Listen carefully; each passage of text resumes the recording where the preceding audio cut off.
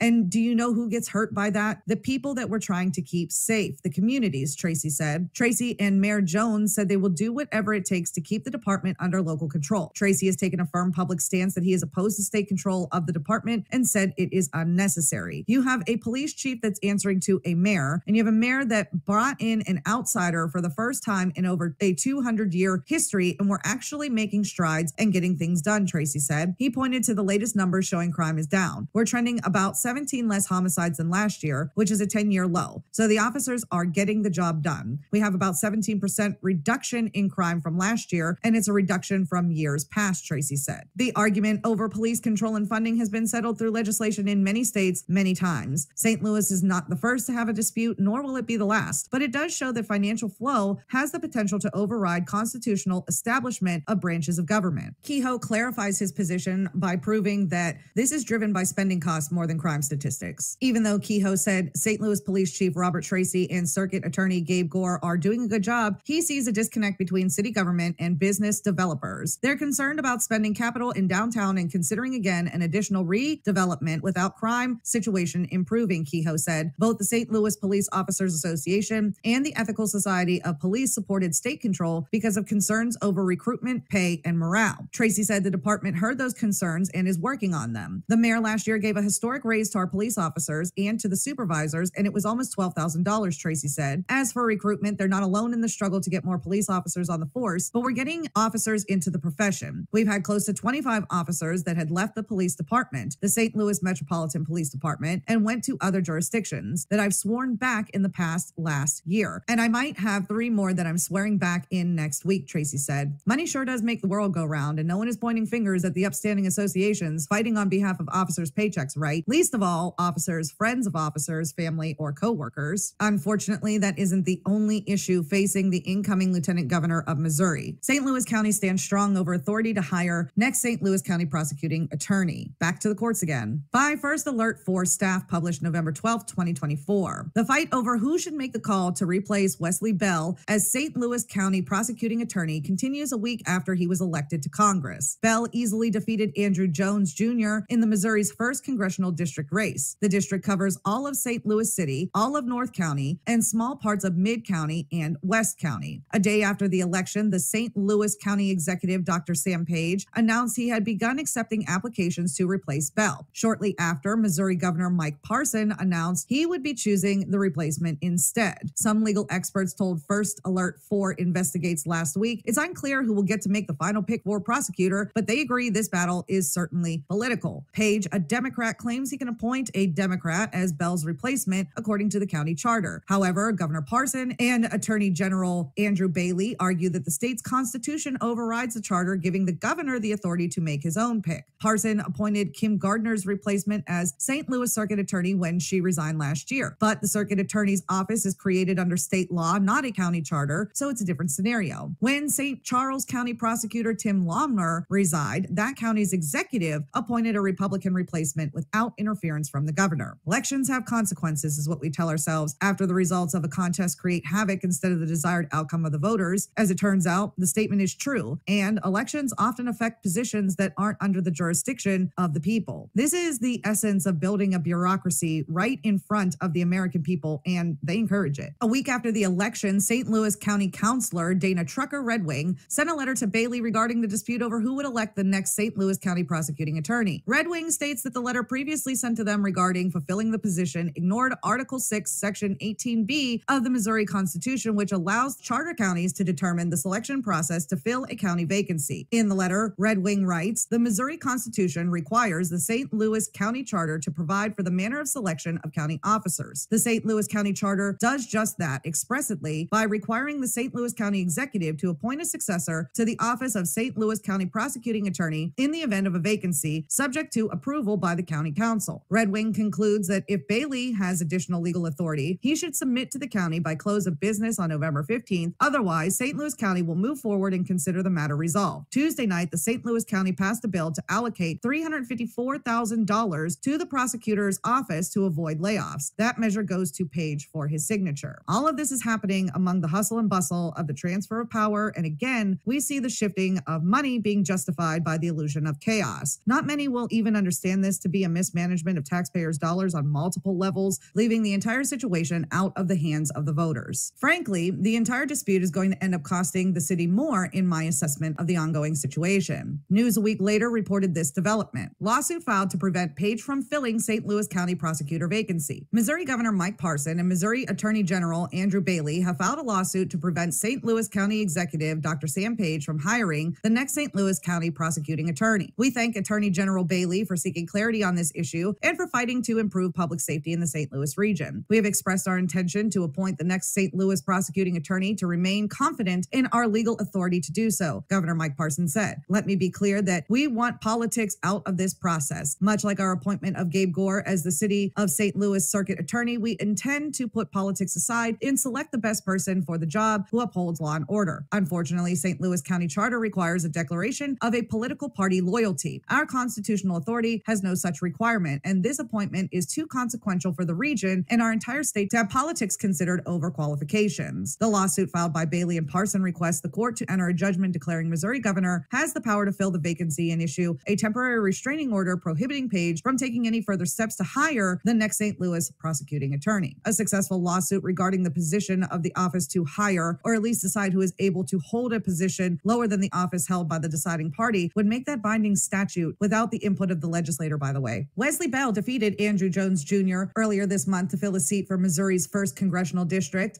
A day after the election, the St. Louis County Executive, Dr. Sam Page, announced he had begun accepting applications to replace Bell. Shortly after, Missouri Governor Mike Parson announced he would be choosing the replacement instead. Page, a Democrat, claims he can appoint a Democrat as Bell's replacement, according to the county charter. However, Governor Parson and Attorney General Andrew Bailey argue that the state's constitution override the charter and give the governor the authority to make his own pick. Since both parties in this instance are refusing to back down, the position is still vacant, the officials are in legal dispute, and the taxpayers are funding it all. So that means someone had to pull the trigger. St. Louis County Executive Dr. Sam Page announces pick for next prosecuting attorney. Now the officials in St. Louis are going to war. On Tuesday, Page announced that Court Van Ostrin was his choice to be the next St. Louis County prosecuting attorney. According to the announcement, Van Ostrin will fill the unexpired term of Wesley Bell, who was elected to fill the seat for Missouri's 1st Congressional District. After Page's announcement, Parsons' press secretary went to First Alert 4 with the following statement. Executive Page's actions today change nothing for Governor Parson in naming the next St. Louis County prosecuting attorney. Governor Parson is moving forward and has started the interview process to find the best qualified individual for the job, regardless of political affiliation. We remain confident in our legal authority to name this appointment and look forward to the courts affirming our position. Parson said the governor's plans to announce his pick for St. Louis County prosecuting attorney before January 3rd so that the individual can assume the duties of the office immediately. In the announcement, Page stated that Van Ostrin, a Democrat, had resigned from his position as a federal prosecutor in the Eastern District of Missouri to fill the position. Court Van Ostrin is a proven public servant. As a federal prosecutor, he's worked to protect victims of crime. As an attorney, he's represented everyday Missourians and stood up to powerful corporate interests, said Page. As the next St. Louis County prosecuting attorney, he will work every day to keep our community safe. On that same day, Page announced Van Ostrin as his pick. His office responded to the lawsuit filed by Parson and Bailey. The counterclaim states that the St. Louis County executive has exclusive power to fill the vacancy. But the question shouldn't be about party affiliation, rather, proper context of the hierarchy of the office as would be directed by the Missouri Constitution. Officials will more often than not try to appeal to party to gain traction or improperly change the protections granted by the fundamental concepts of our Constitution. My continued interest in this particular story wasn't just for its contemporary timing, but rather I'm using it as an example of how city officials can be read into further through disputes among themselves. Whoever leads this amazing office next will have my full support. I met with Court Van Ostrin today, and he told me he is a fan of this office, likes what we are doing, and believes his first step as leader will be to emphasize listening and also learning from our talented and experienced staff, said Bell. Today, I also met with our staff and advised them of that conversation. I advised them Court is the next prosecuting attorney to give him a fair chance, and I think it will pay off for them individually, but more importantly, for the office as a whole. I told them they are going to lose me after I'm sworn in as a member of Congress, but they will gain an advocate for this office and ultimately an advocate for public safety in the St. Louis region as a whole. Prior to becoming a prosecutor, Van Ostrin was with the St. Louis law firm Gray Ritter Graham. He was also a former law clerk to United States District Judge John Ross and United States District Judge Audrey Flessing. In 2018, Van Ostrin was the Democratic nominee for the United States Congress in Missouri's then 2nd District. Van Ostrin is married to employment attorney Dave Wasserman and lives in Richmond Heights. Page's office said the appointment makes Van Ostrin one of the highest profile openly LGBTQ chief prosecutors in the county. I think the background of Page's choice speaks volumes of the intended endgame. Finally, the story that wraps up our preliminary cursory search is this ethics complaint concerning Jay Ashcroft and sticking with the Missouri state theme. Ethics state complaint alleges Jay Ashcroft letter broke the law. Missouri Independent. The complaint from a Democratic attorney and lobbyist says a letter from Ashcroft exceeds the $2,825 limit on campaign contributions and shows improper levels of coordination between Ashcroft's gubernatorial campaign committee and a political action committee. What we oftentimes discover is the birth of corruption starts on the campaign trail and then is continued in office. A Jay Ashcroft campaign letter that attacked his opponent, Lieutenant Governor Mike Kehoe, as a closeted Democrat and State Senator Bill Eigel as a political gadfly, shows illegal coordination between his gubernatorial campaign committee and a political action committee, a complaint to the Missouri Ethics Complaint Commission states. Ashcroft's campaign is denying the allegations. The complaint filed by the Democratic attorney and lobbyist Jane Duker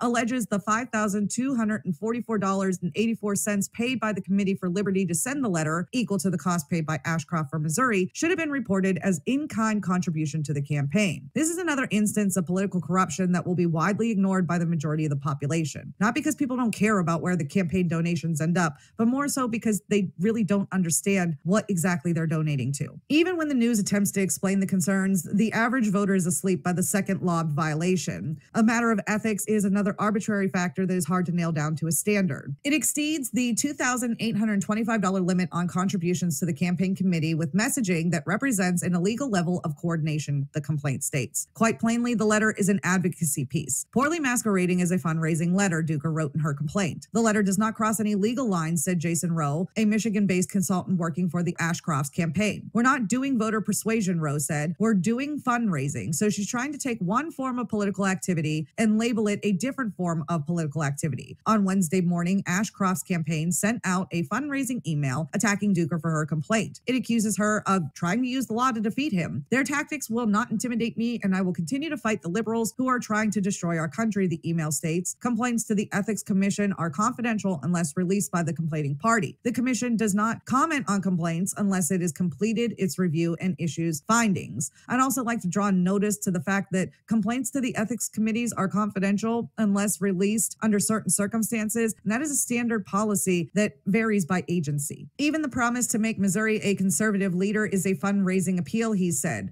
That does not say vote for Jay Ashcroft, Rose said. That merely represents why he would be a candidate worth making a donation to. The letter only went out to proven Republican donors who have given to Ashcroft or other GOP candidates in the past, Rose said. If it were me communicating vote for Jay Ashcroft or anything like that, we cannot do that. A spokesperson for the Committee for Liberty could not be reached for comment. Under state campaign finance law, a campaign must report the retail value of goods or services donated as in-kind contribution in the same report where cash donations are disclosed. The letter is an obvious coordinated communication, the complaint states, every dime the Committee for Liberty spent on its in-kind contribution to Ashcroft or Missouri. So here we have the ultimate problem above all, which is semantics in the game. Through the shell game of hiding policy and retorting with technical jargon, the average person isn't even able to determine what the infraction is that these parties are arguing about. According to the filings, the party complaint is with the category of which the expenditure was reported to the finance monitoring apparatus. Now, dark money in politics has become a topic heavily debated recently, and as stated prior, it is fuel to the fire of corruption. The letter is an obviously coordinated communication, the complaint states, every dime the Committee for Liberty spent on its in-kind contribution to Ashcroft for Missouri. By coordinating on the messages in the letter, the campaign and PAC have colluded on a plan for the primary contest, Duker said. This is messaging that will go on throughout the campaign, and that's exactly why I think it crosses the line, because this will affect the campaign going forward, she said. It was open and notorious. FEC filings are public information, and as in the case of Kamala Harris, people are actually starting to pay attention to where the money is spent after it reaches its political benefactor. Local contributions and dealings between public officials and their underlings can be tougher to uncover, but it doesn't mean that the records do not exist. It just means that it may be more difficult to obtain, it usually won't be sought after, and with the popularity contest of the courts and public opinions, it's not hard to see why corruption is not only a challenge to root out and articulate, but ultimately to prosecute. So to wrap this all up into a neat little package, let me show you this Google map of the areas in proximity to each other. We discussed the matters in Letcher County, the Kentucky judge who was shot in chambers by his police sheriff, Millersville, Tennessee, where the sheriff says he's investigating interstate corruption, and Edwardsville, Kansas. Right in the middle of all of them is St. Louis, the focal point of all the recent political misconduct in the news that we found pertaining to the same type of studies that were started decades earlier in St. Louis with their notorious prosecutor.